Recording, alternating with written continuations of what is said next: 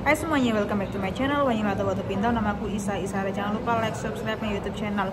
Lanjut video kemarin ya teman-teman ya, tentang di influencing ya. Di influencing itu adalah perihal dimana orang-orang udah nggak percaya influencer. Alasannya karena apa? Karena mutunya nggak bener, karena hanya jualan gimmick gitu ya guys ya. Karena mereka ini sangat kecewa dengan produk itu atau kecewa dengan personality influencer itu ya. Nah, kita akan ngomongin aku di Taiwan teman-teman. Kenapa Indonesia itu kan orang baru viral sedikit ya, mau positif atau negatif itu bisa langsung terkenal dan dapat endorse ya. Kenapa di Taiwan itu ya, jadi artis itu adalah pilihan yang buruk teman-teman ya. Di sini tuh kayak selebriti siapa tuh nggak terkenal gitu loh. Aku tanya, kamu tuh ngefans sama siapa kalau sama orang-orang Taiwan lokal? Mereka bilang apa? Kita lebih ngefans sama atlet, karena di Taiwan tuh kan ada baseball gitu nggak sih? Kita lebih ngefans sama atlet baseball ya.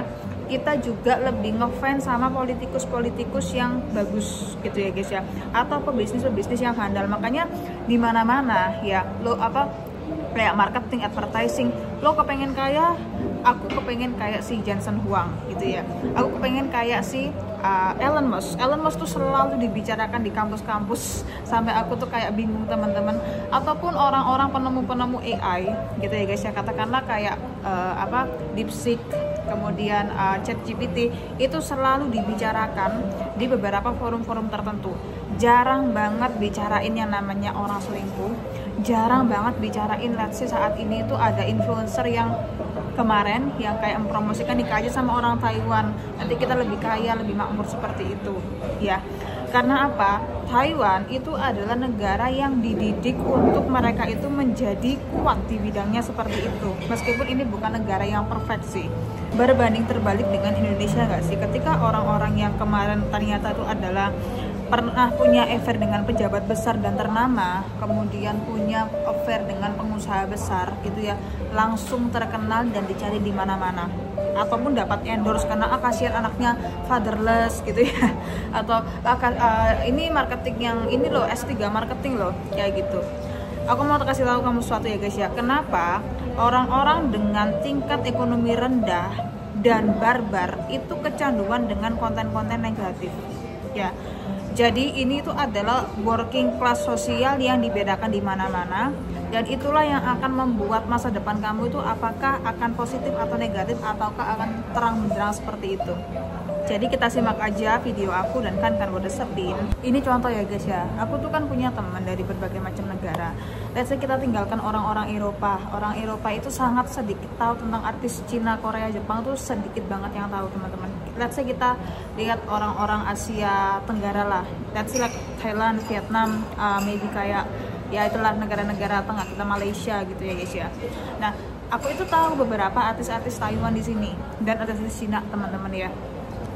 Gue tunjukin dong fotonya. Itu siapa? Misalnya ada fotonya si Pak Edison Chen.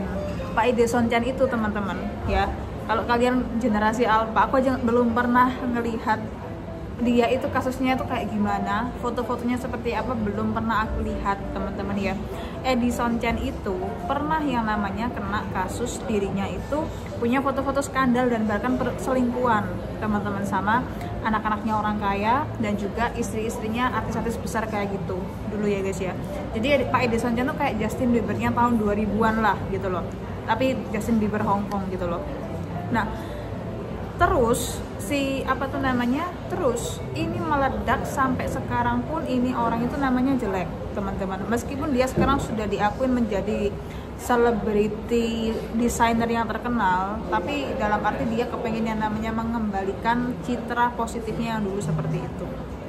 Artinya apa?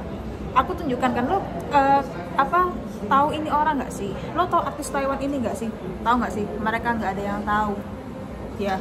Bahkan orang Taiwan aja tuh menolak ngomongin hal seperti itu ya. Bahkan orang mana tuh namanya, bahkan orang-orang di kawasan China aja itu menolak ngomongin seperti itu. Alasannya apa? Ini adalah aib teman-teman. Bayangin loh, itu orang lain tapi aib mereka tuh ditutup. Bahkan mereka sendiri, aku yakin banget mereka ini bukan muslim gitu loh. Islam diajarin yang namanya menutupi aib.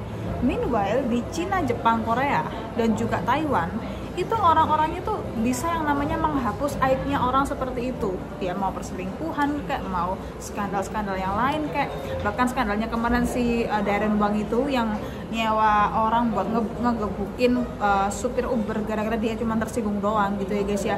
Itu aja nggak ada yang mau ngebicarain itu. Forget it gitu ya guys ya. Nah, kenapa hal ini bisa terbalik?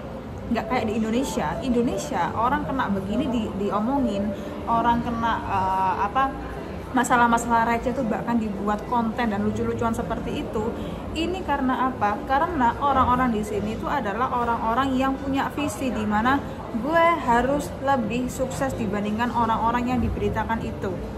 Orang-orang diberitakan jelek di negara kita ini, di negara Taiwan, Korea, Jepang, dan China, tentu aja masa depan mereka itu udah jelek teman-teman.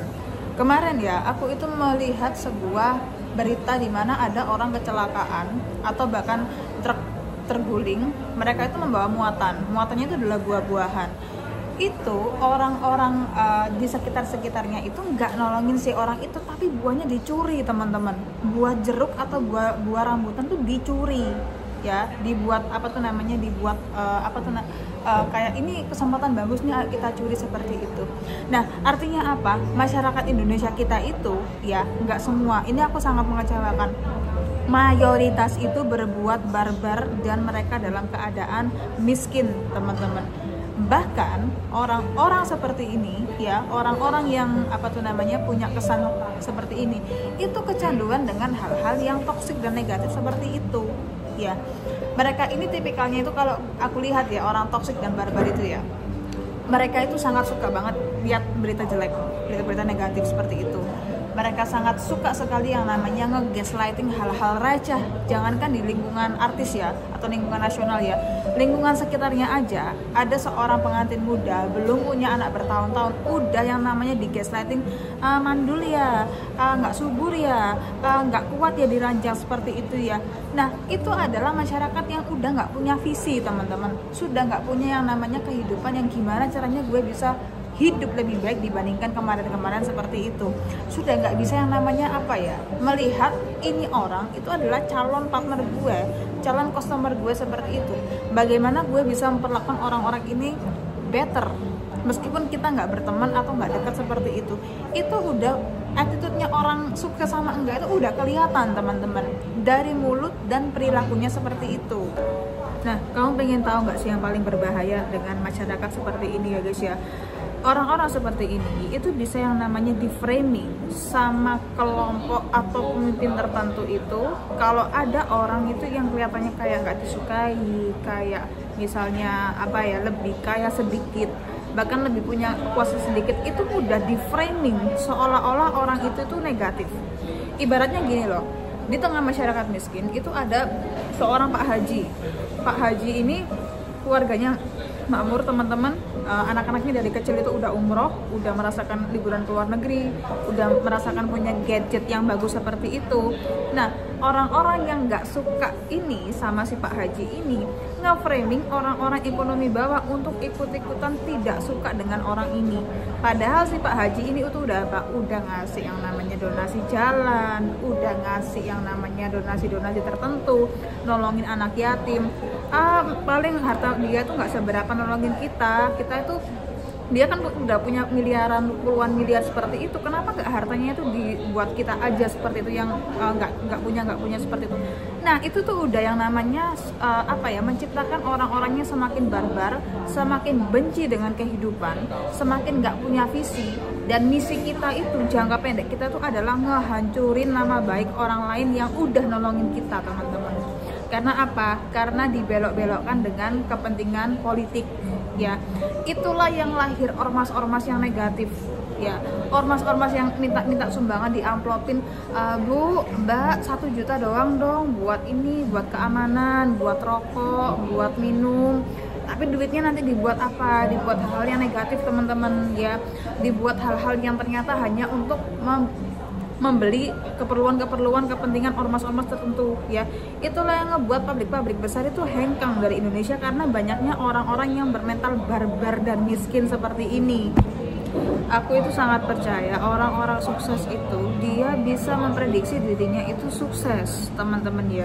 Dia sudah punya visi yang jelas mau ngapain dalam waktu, jangankan 5 tahun, 10 tahun ya, 3 bulan dari sekarang pun mereka tuh tahu harus mau ngapain ya.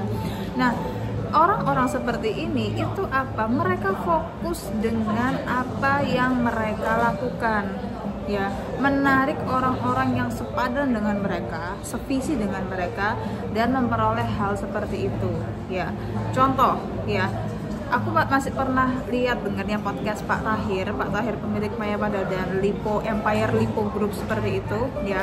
Itu bilang kalau kamu cenderungnya melihatnya adalah hobi ya, bukan melihat yang namanya tujuan hidup, ya lo akan gelap, teman-teman. Indonesia gelap gitu ya, karena kamu itu melihatnya itu adalah sebatas jangka pendek ya. Oh, kalau gue berbuat seperti ini nanti jadi seperti ini gitu ya guys ya. Itu nggak dipikirkan matang-matang gitu loh. Kenapa? Hobi itu kadang bisa mempengaruhi kita ke hal-hal yang kurang baik. Dalam arti adalah kita hanya desire ya, kita hanya berkeinginan, bukan karena dipikir dulu, teman-teman ya. Jadi orang-orang yang tidak punya visi, kecenderungannya itu adalah mereka memikirkan hal-hal yang enggak-enggak. Terutama pastinya mereka memikirkan hal-hal yang sangat amat negatif. Itu adalah penyakit ya. Orang yang nggak berdosa pun, orang-orang yang punya kayak harapan tinggi ya, kepengen hidup lebih baik kalau mereka merantau, itu bisa nggak sukses karena dekat dengan orang-orang seperti ini, kecanduan hal negatif, kecanduan hal-hal yang kurang baik lah gitu loh. Karena kalau aku lihat orang-orang sekitar pun bisa sukses ya, pasti mereka tuh ada hal yang membuat mereka sukses gitu loh guys ya. Jadi luar negeri juga bisa baik-baik saja kalau kamu mendekat dengan hal-hal yang positif, teman-teman. Solusi aku satu, teman-teman ya, kalau kamu kepengen yang namanya enak hidupnya, yaitu adalah jangan pernah kamu dekat-dekat dengan orang yang kecanduan berita-berita negatif ya. Jangan pernah kamu dekat-dekat dengan orang yang mindsetnya buruk sekali tentang kamu, teman-teman ya. Contohnya adalah orang-orang yang, oh kamu di luar negeri ini jadi begini ya, oh kamu cuman minta duit orang tua ya, oh kamu cuman begini ya. Itu jangan pernah berteman sama orang-orang seperti itu, sumpah cut off, teman-teman ya. Kemudian kamu juga jangan pernah berteman dengan orang-orang itu yang desire-nya tinggi, yang kepengen hobinya tinggi. Misal aku tuh kepengen ke Amerika, Eropa karena aku suka artisnya gitu ya guys ya. Aku kepengen Korea Selatan karena aku suka K-pop. Jadi hanya desire, hanya keinginan keren-kerenan buat yang namanya tinggal di negara seperti itu. Bukan karena tujuan gue itu adalah kayak gini ya. Tujuan saya di luar negeri itu ya, selain belajar hal formal, saya juga kepingin yang namanya menarik orang-orang yang energinya positif, teman-teman. Aku yakin banget di negara-negara yang gak enak pun pasti ada aja orang baik dan punya cita-cita mulia ya guys ya. Jadi bagaimanapun percaya di dalam pikiran kamu ya, untuk sukses kamu tuh butuh yang namanya orang-orang dukungan dari luar, teman-teman. Dukungan dari luar itu sangat penting untuk menyerap informasi dan juga pertimbangan-pertimbangan di masa depan seperti itu. Bahkan ya, orang-orang dari luar bisa aja ngebuat masa depan kamu tuh buruk meskipun kamu tuh orang baik, karena memang kita nggak bisa yang namanya kayak melawan energi besar dari luar gitu ya guys ya. Jadi protect diri kamu sendiri ya, dan dekatkanlah kamu sama orang-orang berenergi yang sama dan selaras sama kamu, teman-teman ya. Jadi menurut aku ya, kita nggak cuman puasa makan dan minum ya, kita puasa energi negatif terutama dari media, dari sosial media, dari berita-berita buruk, dari persepsi-persepsi negatif orang-orang. Kita harus stop yang namanya mengkonsumsi banyak-banyak hal-hal yang negatif, meskipun itu hanya membuat kita waspada aja. Jadi thank you semua udah nonton channel aku ya. Semoga anak-anak kalian ya, yang sudah punya anak, sudah punya ponakan ya, punya visi misi jadi orang sukses, dijauhkan dari tayangan-tayangan negatif, orang-orang negatif, orang-orang bermental barbar, miskin, dan juga nggak punya duit ya guys ya. I hope you like it. See you later. Bye bye and 再见。